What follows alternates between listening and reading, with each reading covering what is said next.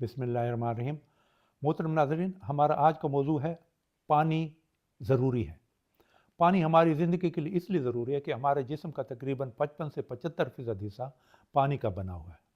پانی کے فائدے میں مختصراً بتاتا ہوں۔ نمبر 1، پانی ہمارے جسم سے زہریلے مادے نکالتا ہے، چھوٹے پیشاب، یورین کے ذریعے اور پسینے کے ذریعے۔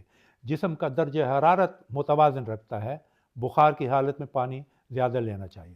اس کے علاوہ مختلف بیماریوں سے بچاتا ہے، مثلا بلڈ پریشر جو لوگ پانی زیادہ لیتے ہیں ان میں کم ہوتا ہے، فالج کا امکان کم ہوتا ہے، قبض کم ہوتی ہے، آنتوں کے کینسر تک سے بچتا رہتا ہے۔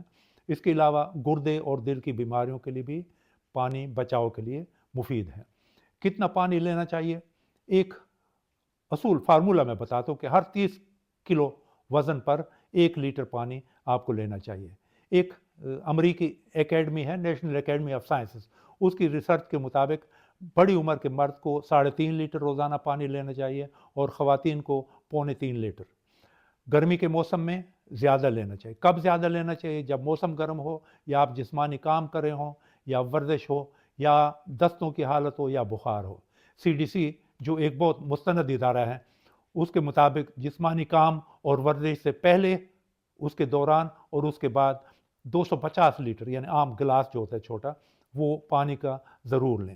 رات کو سوتے وقت 2 گھونٹ لیں مگر زیادہ نہ لیں تاکہ رات کو چھوٹے پیشاب کے لیے اٹھنا نہ پڑے۔ خالی پیٹ پانی لینا بہتر ہے، کھانے کے بعد پانی نہ لیں۔ ہارورڈ یونیورسٹی کی ایک ریسرچ کے مطابق خالص پانی کولاز سے بہت بہتر ہے۔ ناظرین، کولاز سے بچے رہیں۔